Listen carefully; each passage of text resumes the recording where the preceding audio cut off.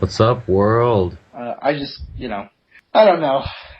I mean, I don't know. They Insert here. Yo. It's a terrible game. Bottom line. It's terrible in every way.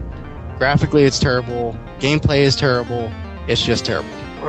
Angry Nick mad. That game sucked, and it's gonna suck no matter how many revisions they make, and it just sucked even more because they put a Kinect with it. Angry Nick mad. Or if there's violence, I'll just laugh and enjoy the fun. Kaz Hazari. Kaz Harai. They just kind of got tired of Angry Nick on the first one and say, I'm going to pass. Oh, yeah, so I do. It's me. Precisely. No. I No. do all my work. No. And You unfortunately, guys are I so don't. cute. Oh, thank you.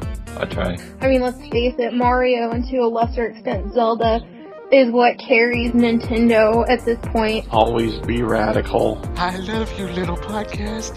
You're the bestest thing ever. For the promise of a new Super Smash Bros. And the Zelda game, yes. You will not find a better story presented in any other game genre, in my personal opinion. Like, JRPGs have that. They have that story. That's what the entire game felt like. Oh my god, I want to bang my head into a wall. It's a podcast again? Can someone remind me? I thought it was a video game podcast. You're listening to the Game Source Podcast. Rob, you gonna get a chance to play it, or? Yeah, I want to talk first. I want to learn more about it. Okay. I'm excited already. Great. Whenever you're ready, sir. Oh, we are ready, absolutely. And we're here at the Gamestop Expo 2015. This is Gerald, better known as Yes Elvis Lives from YourGameSource.com, here with the director of Nintendo Quest, Rob McCallum himself, and also as well, Cameron from Maximum Games. You gotta be excited. Divinity Original Sin, the Enhanced Edition is coming to current generation's console very soon, correct? Yes, very soon, October 27th, it'll hit stores. So we're really excited. As you can see here, we got a lot of great footage. The biggest feature that makes it enhance really quickly while it's on screen, the couch co-op. It's literally just me and my friends sitting down playing the game, and here they're going to match up here, and it'll go back into one screen. Very sweet, very sweet. Yeah. So you're telling me you can split off in a town, this TV naturally splits, and when you're within a certain radius, it auto-combines. Yep. Just as we just saw. So basically, if I don't have a lot of time, I want to get two different things done. Do you take charge? Because I would like to purchase this now. I do have an expensive room bill. We'll work on that. I'm already sold on this game, but go ahead, tell us more about it. Yeah, so again, like he's mentioning, so here we're also going to see the split screen again. This is the biggest feature that makes it enhanced. In addition to 4 extra classes, the ability to customize your classes, and there's also dual wielding wands instead of just staffs. So now you can be a wizard, not just a mage, which everyone loves wizards, right? Sure. And you can also craft grenades now. So you can see this person's still just dilly-dallying. This person's in a fight over there. But they got close enough, and now they're joined up in it. And the biggest thing for me is, let's say you have 2 quests you want to get done in 2 hours. You go do one quest. I'll go do the other. We'll meet up later, and we'll high-five over it. One of the things I wanted to ask was because last year it came out to such great acclaim on the PC. What was that like? Were you guys surprised as far as the feedback you got from not only just as a critical response, but as far as from a commercial aspect on how well the game performed last year? Well, for us, I mean, specifically, it's a lot of PC gamers, obviously. It's only PC gamers so far. And so to get that type of dedication, because PC gamers are among the most passionate in the world, and so to get that type of dedication and fanfare about a game coming to console is what we really had to harness, and I think that's what you're alluding to. Yes, absolutely. Oh, I mean, being able to take that charge and bolt in 150 awards, GameSpot's PC Game of the Year award, be able to put that onto console is something that's rare, and to add new features is even rarer. So we're excited. I know I'm excited, Rob. Well, just tell us, your thoughts as far as you're looking at the game now firsthand. You excited about it? Yeah, I'm really excited. When it comes to PC gaming, there's not a lot of play. One game I do play that is strictly PC now is XCOM. Now, I see a lot of similarities with XCOM and what you're doing here, but of course, instead of a sci-fi alien atmosphere, we're talking like a D&D sword and sorcery, which I love anyways. And the fact that I can play this with a buddy on a couch, again, the split screen, team up, literally do whatever we want and strategize, man, I'm really excited. And before we started rolling, you said there's another one already in the works. How did that happen? Well, it's actually been kickstarted and only reached its goal. Divinity Original Sin 2, and so the additional features that we can say are going to for sure be in it. Instead of just 2-player couch co-op, you're going to be able to do 4-player couch co-op. So look forward to that. But to whet your appetite, you got to get skills on this first. Over 100 hours of gameplay. You got a lot of time to kill before that new one comes out. So let's get to it. Absolutely. No, we're going to get to it. Absolutely. When's the expected release date as far as I know? It's pretty soon. Yeah, so October 27th is the expected release date, and you can go pre-order it now wherever you want if you believe in that sort of thing. If you don't, feel free to buy it when it gets to shelves. For PS4 and X1? PS4 and Xbox One, yes. Just want to make sure. Are we doing a digital release and a physical release, or what's the release strategy looking like? Collector's editions? So right now there's just the Enhanced Edition, and basically we're not going to do a Collector's Edition labeling with it. What it does include is all the DLC from the PC version. On the one that he buys, you could just write on it Collector's Edition. So he's getting a Collector's Edition, people. Just yeah. Yeah. Okay. Cool. Very well. So, but yeah, physical is the main thing. It's also going to be on digital. Fair enough. Fair enough. Now there are other. Well, did you have another question? I think one way we could get a collector's edition in the work, maybe for not this one, but for the sequel, when the fans get behind this one so much, it'll be hard to ignore with all the fanfare that goes along with it. Once we're done the 100 hours of gameplay, you guys can reward us with a nice collector's edition for the sequel by the time that comes around. It's a pretty fair deal. That's something I would love. I'm a gamer myself, and so I'll put it up to the higher ups, of course, and we'll try to get something going. Okay, I'll take your word as your bond. It's recorded here now live. It's on you. I like it. Okay. I'll take your chase card back. I gotta go. Now there are other great games from Maximum Games that are coming out. Can you share with us a little bit more on those games as well? Let's take a stroll down. Stroll on here. Stroll. And so for me now, let's jump into Let's Sing. So this is your karaoke game for the masses, basically. It's going to be Let's Sing 2016. Sorry, guys.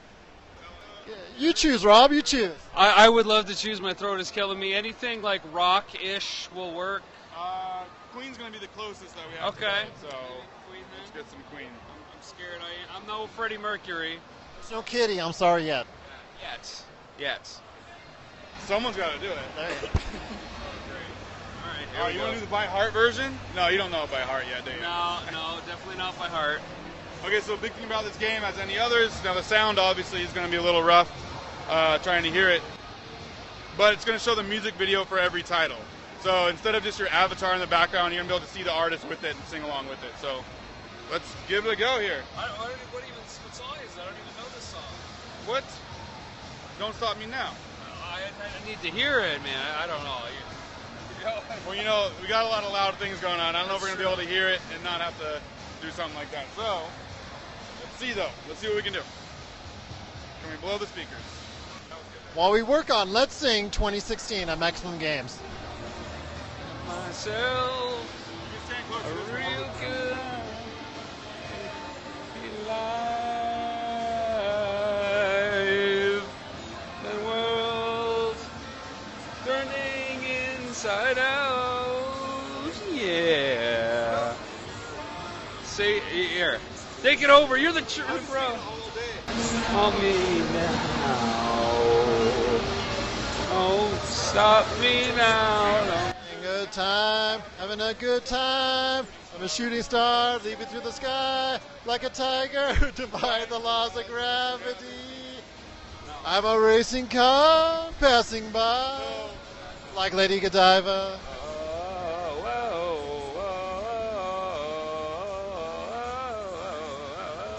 No. It's hard. So the reason this game for us is really exciting. First of all, we love playing these type of games in the office, so it's something that everyone can get involved in. You can play with up to 8 people, so it's got a mass appeal is what we like to say, I guess.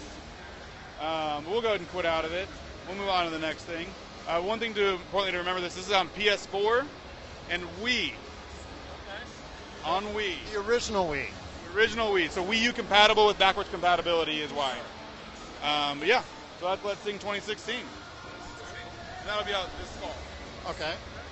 All right, on over to Alacon's Gun. All right, so this one you can actually play. Now this one, Rob, this one won't be as a challenge. Yes. All right, so Alakine's Gun. So this is a Cold War espionage title. It's a stealth game, so we encourage you never to use your guns. You can. Chances are you're going to die. So here we go. Let's have a brief thing on how the actions work. This is the first level. So you're basically thrown into the mix of 11 different levels, and they're all super open, and you can kind of do what you want.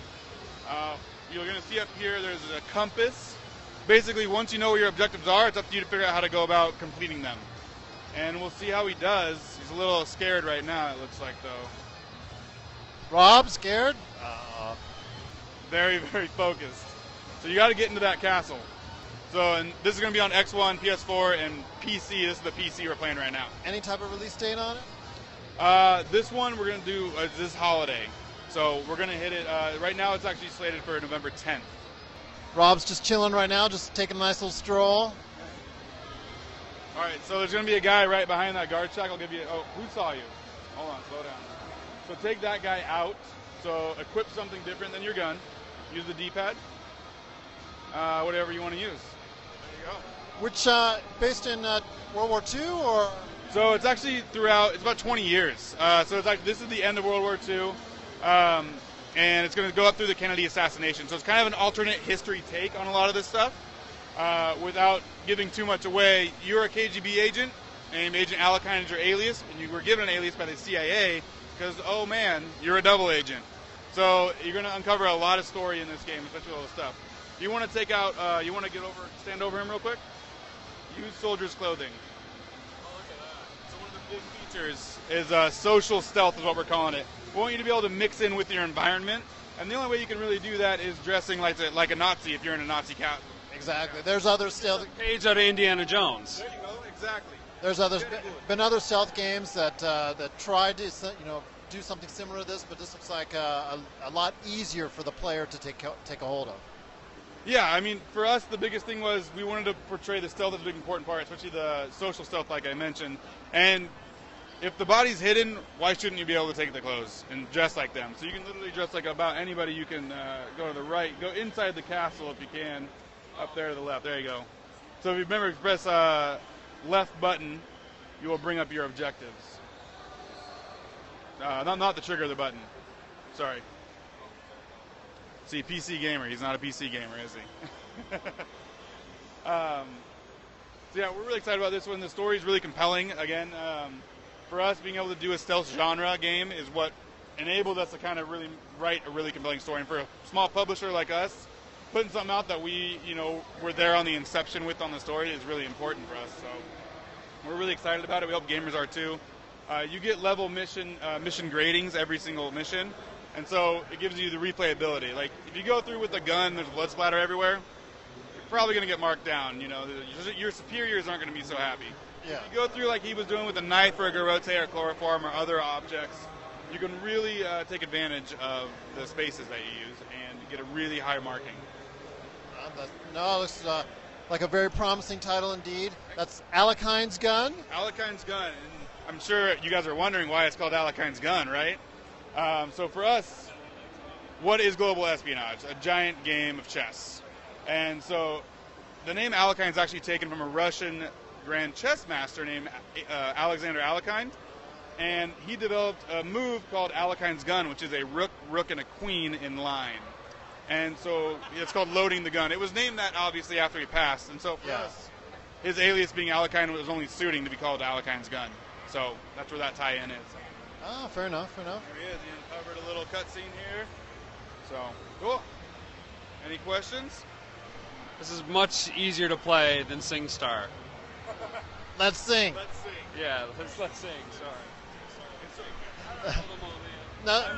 Clearly, singing games aren't my specialty. Well, still, if you have 8 friends, though, you can make it your specialty. Make it a competition. Maybe you'll want to get more into it. That's how I like to get into it. And some adult beverages. There you go. There are adult games you can play with it. I think out of the 3 games you showed, man, this one, the first one, I've got my time locked up. Yeah. I really like this. If you're a gamer, you're going to want to play a lot of that game, put a lot of the 100 hours in. And this one, you're going to want to know the story and learn about it and get better and better at it. So for all 3 games, where's a good place to go for our consumers, our listeners, our viewers to actually take a look and find out more about what you guys have to offer? So at MaximumGames.com, we're able to have all of our own game pages there. And so you can go in and check out some soon-to-be developer forums on Alakine's Gun, which is going to be really, really important. In addition to that, since Divinity had already been out on PC prior, there's a lot of forums available like on Reddit and other places, as well as on our website. We have links to those to really get the gaming community involved in it and figuring out ways to craft the best items. You want to get involved on our website. That sounds good. That's good. Well, a lot of great titles right here at the Maximum Games booth at the GameStop Expo. For me, Gerald Glassford, better known as Yes Elvis Lives, got Rob McCallum, singing Rob McCallum, director of Nintendo Quest. I wouldn't know if that's singing, that's hoping and living on a prayer, definitely. How about yodeling? Yeah, yodeling. And of course, we got Cameron right here at Maximum Games. Want to thank everybody. We'll see you very soon.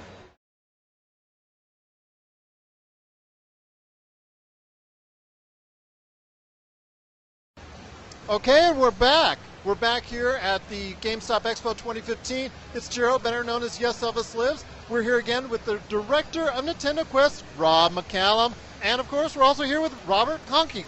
We're here at the Activision booth, and we're here now looking at Transformers Devastation. It's a classic, a modern envisioning of the classic Transformers as we knew and loved them when we all grew up. It's a retro revival of everything that made Transformers great in the first place. Right. Finally! So, taking a ton of inspiration from the original TV show, of course, as well as the Generation toys set in the Generations universe. It also takes inspiration from the IDW comic books, and it kind of brings together that world with the incredible action gameplay that we know Platinum Games is capable of.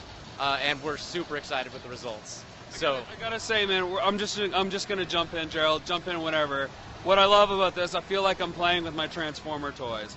It's like being on my living room floor as a kid, or last week maybe, and battling it out with Autobots and Decepticons. Here we're on the Autobot side, of course. You hinted to maybe something. Maybe we can touch on that later with Decepticons.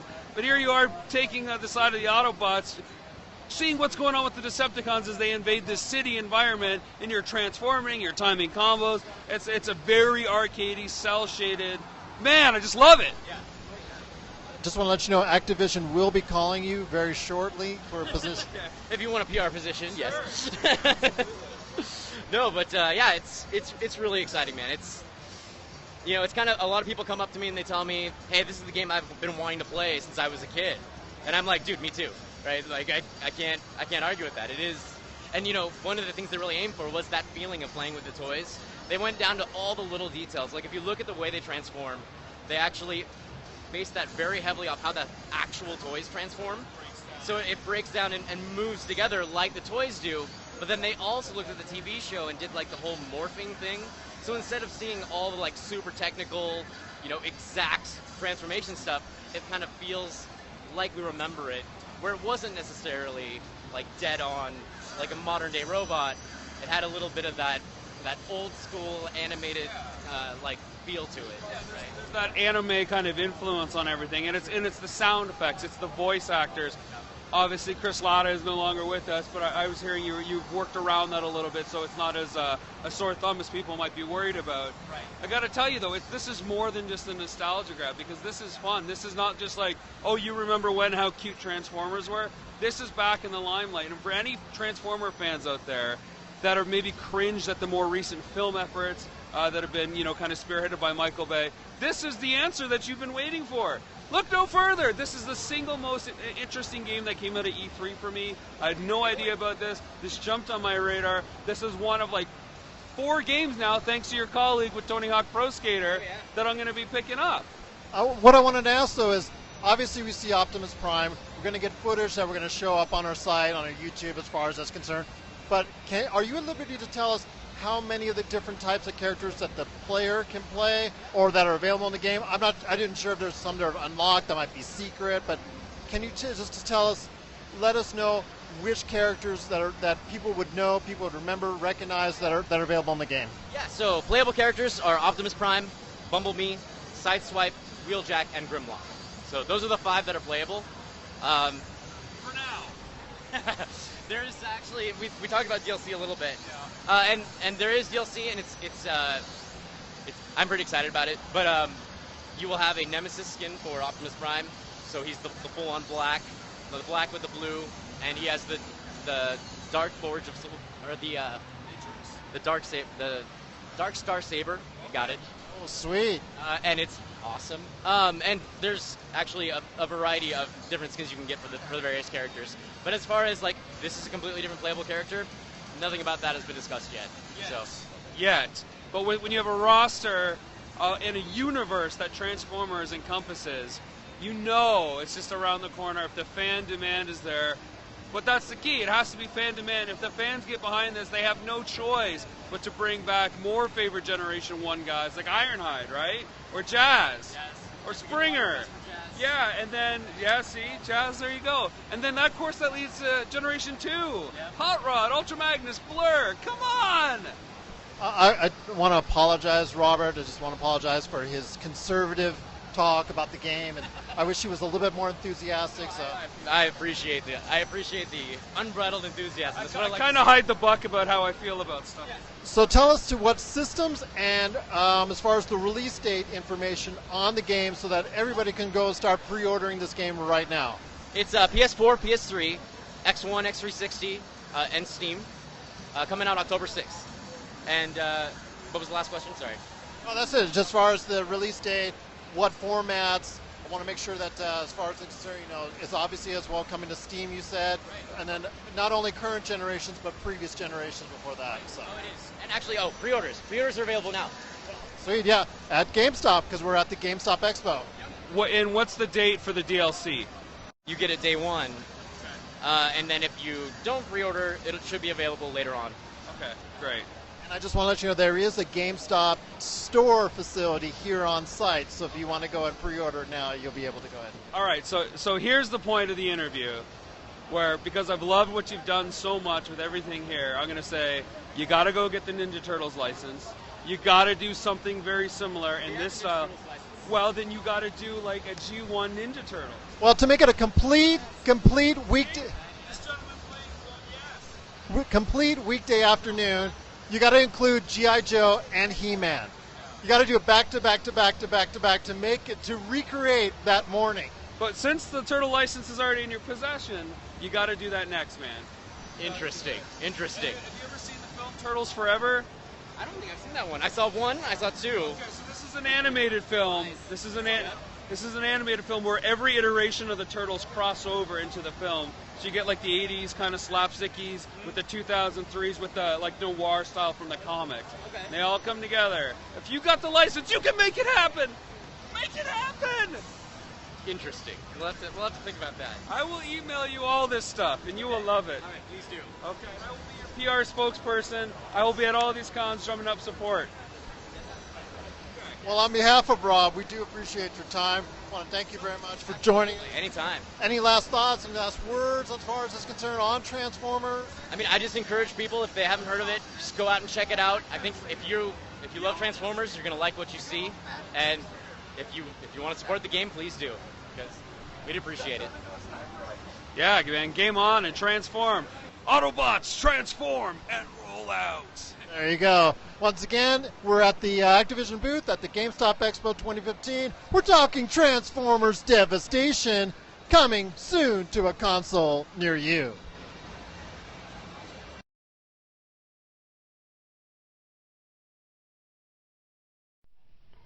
The Round Table of Doom.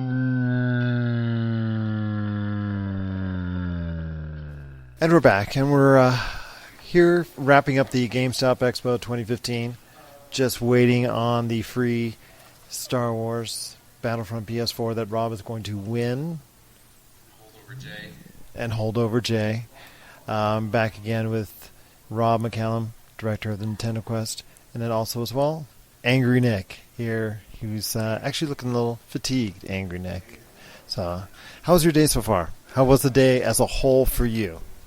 I thought it was pretty good. We had a pretty comprehensive lineup of, I think, more interviews than we had expected to achieve. So, Boy, we got a lot of gameplay, and that was awesome. Yeah. Dude, like, seriously, I discovered a lot of games I did not even know existed, and now they're part of the fall buying slate for yours truly. Pretty pumped, to be completely honest. What stuck out in your mind? Oh, man. Battlefront for the wrong reasons. That's one thing I want to hear about. Go ahead. Yeah, tell us a little bit more about you, because I know we had come out of there, and I asked you initially, how was it? And, inverted controls aside, it was just not a good experience for you. What stood out as really being something that was not the case for you, not going to be the case for you as far as getting Battlefront? Well, I'd never played a Battlefront game before. I knew what the game was. There's enough, demos out there, and of course it's based on Battlefield, right? So you know what you're in for, and this is just a Star Wars skin. I think part of it is that, how many times have we played the Battle of Hoth? We played Hoth how many times now, and this is, of course, the demo we played, and we're going to get that again in the game, plus all the other familiar Star Wars planets. Sure, we get the Battle of Jakku, which is part of A Force Awakens, and that's great and all, but is that enough content in this shiny package to really have this game last a long time for a guy who, has a history of #PlayWithRob, not having a lot of friends to play with? So to be honest, I don't know, I'm kind of on the fence, but I have it pre-ordered. I may cancel it based on my initial experience here at Gamestop Expo. It was all right. I mean, I'm definitely not going to go out today and pre-order the game. I don't know if it was necessarily adequate enough, at least from what I played. Then again, having played a single level and having repeatedly died, I don't know that I've really played it enough to make a determination at this point. I think it's a little bit too, in the preliminary phase to kind of rule out whether or not it's going to overall be a comprehensive game or not. But at least from my experience, I wasn't really. It was moderate. It was like pretty much any other first-person shooter experience. I'm curious to see what the single-player mode is like and what you can do as a solo player. Like I said, because of my schedule, and most of my friends are on Xbox One, ironically, and I'm on PlayStation, I'm not going to be able to play with them anyway. So if the first single-player campaign is a little bit more forgiving compared to like the typical, multiplayer online experience, where if you're not keeping up and you're not the best of the best out there, you're going to have a miserable time. Which is kind of what happened for me today. I just felt like the second I appeared, I was getting sniped from across the board and getting killed. And, that's just because people are really good at playing these group co-op games, 20 on 20 or whatever it was. Yeah, right? I was dead like moments sometimes after I respawned. I mean, it wasn't an enjoyable experience for me. I'm more the single player scenario and campaign is something that would have been much more appealing for me to demo, but the multiplayer experience is not something that I enjoy, so it's not really, I can't really give that a fair rating as far as the game's concerned in the alpha stage. So, and what was more disappointing than that is, because the lines were long and wrapped out, and we appreciate EA for allowing us to go in and have early access to it. We do appreciate it. But as the lines were so long for that game, the lines were so short for their other games that they wanted to do, that they were showing to the public, like Plants vs. Zombies, Garden Warfare 2.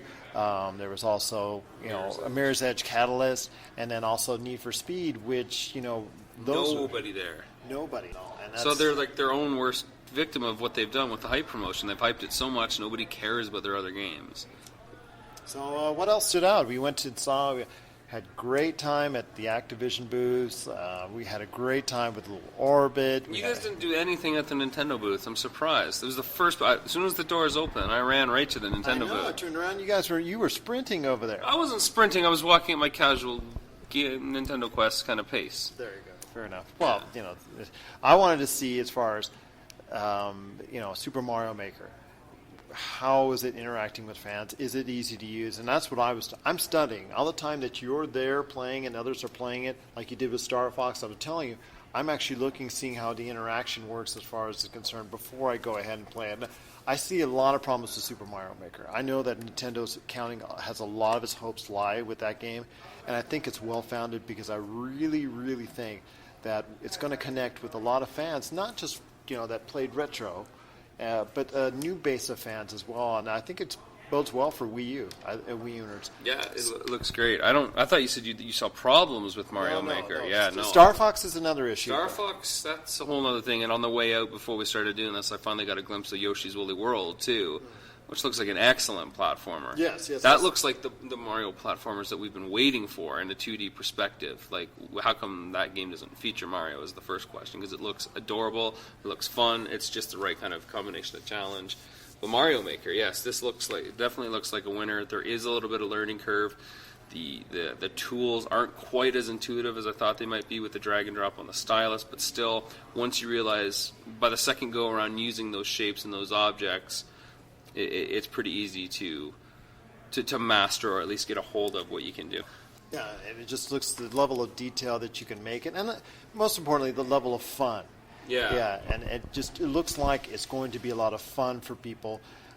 Before we leave Nintendo, we just touched on briefly Star Fox, which to me, I was looking at not just when I see you playing, I'm not just looking at you, as I told you earlier, I'm looking at everybody who else is trying the game at the same time, and I noticed with every single individual that controls were almost, in some cases, too big of a hurdle to overcome. There's a massive learning curve, because not only do you have both sticks that control your vehicle, not even the camera necessarily, just the vehicle, the way in which you bend the board left and right and up and down like on its gyro is what also alters your aiming reticle. There's a lot going on there. I'm not saying that you can overcome the curve, but this game should come with a bottle of aspirin. It's frustrating. It definitely needs some medication to accompany it. Maybe that's the collector's edition. Comes with a doctor's note or something. Something like that. Nick, where did we go to next? After Nintendo? Well, we went to Battlefront after Nintendo, and then after that, I was snagged by the guys at Activision. There was Transformers Devastation was like unplayed at the time, and same with Tony Hawk Pro Skater, so we hit them one after another. And that was pretty cool. And that and Guitar Hero Live, all three of those were just like... They were just sitting there like, okay, yeah, there was no wait for any of that stuff. Again, everybody was Battlefront. Mario Maker had some lineups, but it wasn't like crazy lineups. It was like one, maybe two people deep, a lot of people just kind of listening to the conversations. But Battlefront was by far the biggest lineup of the entire show. Yeah, Halo 5 had its share. That's true, Rise of the Tomb Raider had its share. Syndicate had a line in the Ubisoft section. What do you think of Transformers from what you saw there? I know I was playing it for a bit. I don't know if you were watching me play in my initial conversation. Well, what did you think? Initial conversation, no, because I was busy trying to hunt him down at Atlas. But Angry Nick went over to Atlas, was trying to win stuff. Yes, I like that. Yes. I saw the game as we were talking about it.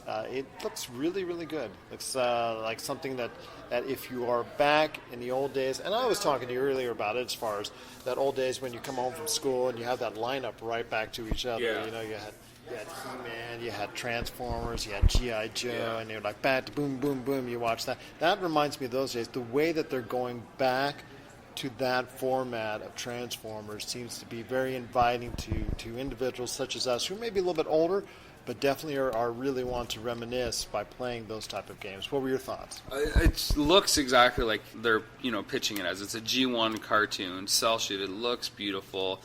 Pseudo open world. It kind of funnels you in a linear direction, but within the environments you can kind of dance around and have some fun. It's all a combination. The buttons are on screen, so you know what to do, so you don't have to worry about memorizing a bunch of like Street Fighter or Mortal Kombat moves. It's pretty straightforward. My concern is how deep the game's going to go. What's the depth going to be like? Is it just going to be like a button masher to get through each checkpoint? Is there going to be a story that really grasps that the audiences that they're actually pitching this to? And that's what you always worry about when you have licensed games. The only the caveat to that is that Transformer games of recent note by Activision that they have released have either garnered, pretty good to sometimes very good reviews in the recent past. So that's at least something to take some solace out of. I'm happy with the eye candy and Transformers and the sound effects and the nostalgia. But if there's a story there, that could be an easily game of the year for me. Like, give me something to care about that has heart, that has universal emotions. Well, while we were also there, we got a chance to check out Tony Hawk Pro Skater 5. Again, this is one that I saw from afar. As soon as I put down Transformers, I was able to kind of go right next door to play Tony Hawk. And I thought, literally, there was a moment, I'm like, is this like an HD version of like the first Tony Hawk? The level looked the same. The physics looked the same. Like, oh, this looks like a fun. Then I started noticing, oh, wait a second, this is cell shaded. But it looks like a lot of fun. It looks like they've gone back to their roots with this one. Well, this is, again, coming back, to what we remember like 20 years ago now, which is really kind of refreshing. So what else that you like? what else appealed to you, Nick? I mean, we were there. You know what was disappointing? And this is the one thing that I wanted to know that you talked about, I know, at the intro. I was curious about LEGO Dimensions. So we walked over to LEGO Dimensions after Atlas. They didn't really have... They had bubbles and toys under glass that were funny. And a video that people could have already seen already. And just it's a shame that we're Disney and Skylanders. The guy from Skylanders, he was great talking to us off mic for 20 minutes talking about what the future of the franchise is. Yeah, he says Skylanders Playsets is coming next. He didn't say that, but that's kind of what I'm going to infer that he said was the next big thing. Well, it's just probably completely off the mark, but that's fine. And although we didn't, take a real close look at it, Rise of the Tomb Raider looks. I'm actually interested in seeing, as a fan of the last. I'll take Uncharted 4 instead, but that's me. Oh yeah, I hands down, of course, Uncharted 4. We did meet the guys from Naughty Dog. Yes, and that was good. That was exciting. But going back to what we were talking about, what was the highlight for you? The autograph from Naughty Dog. Yeah, I know.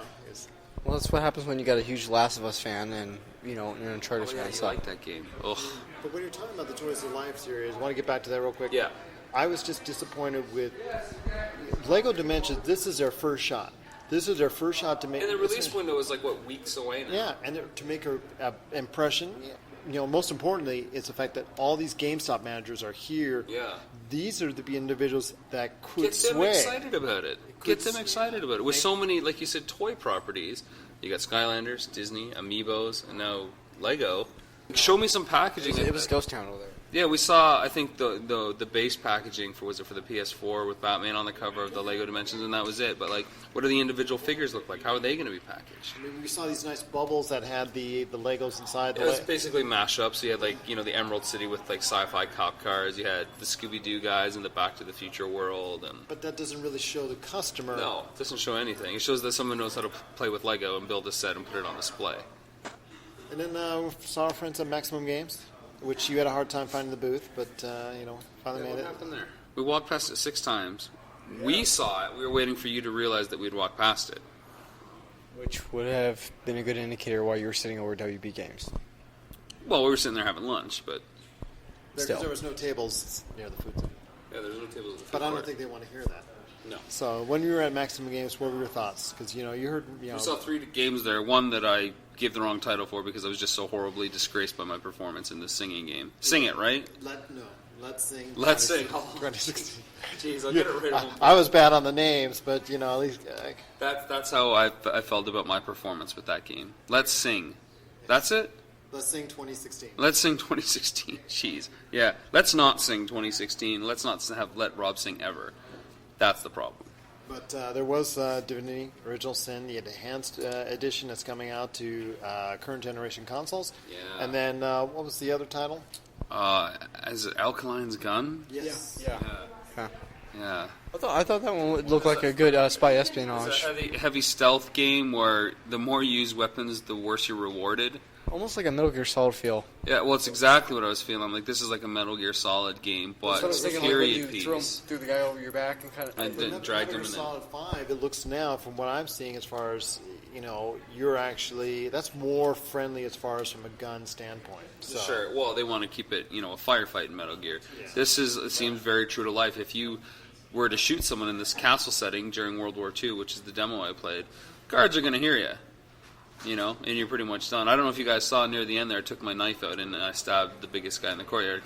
Basically, everyone turned on me right away and I was dead. It was pretty awesome. There was no chance to run away. There was no hiding under cover like in Uncharted.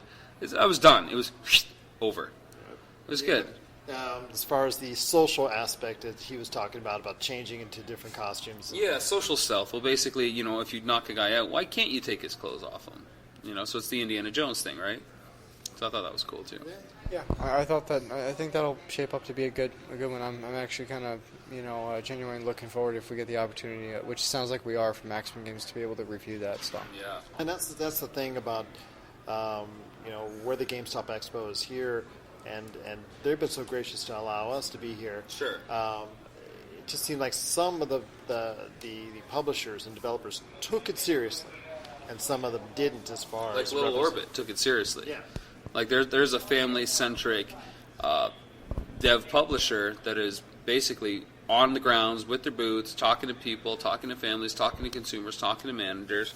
It's not just like, look at this video on loop. It was nice.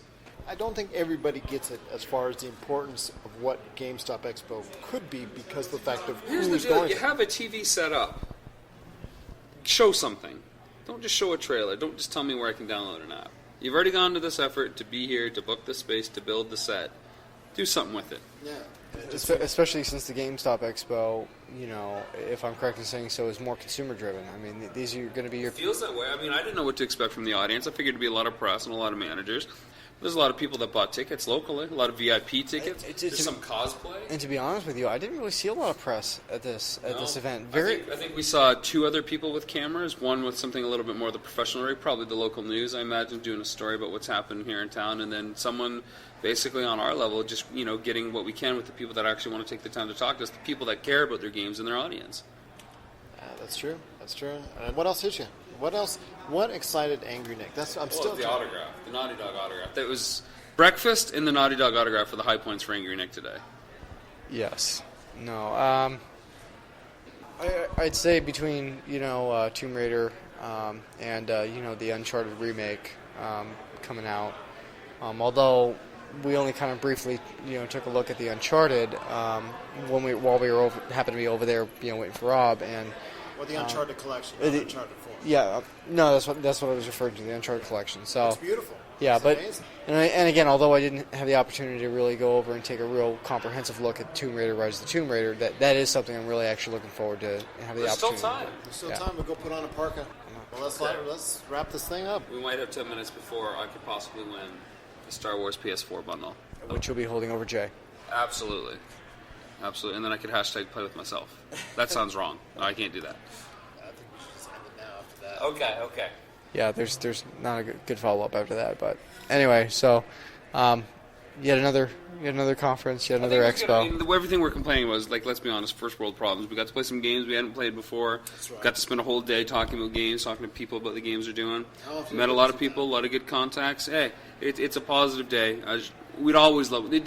Everything could have been great. Could have been video and stuff, and if we were to search, we could find things to complain about. So I think we did pretty well today, boys. I think we did as well. I think so too. I agree with Rob. And like I said, it's just great hanging out with you guys and getting the opportunity. I want to thank again publicly GameStop for allowing us to be here.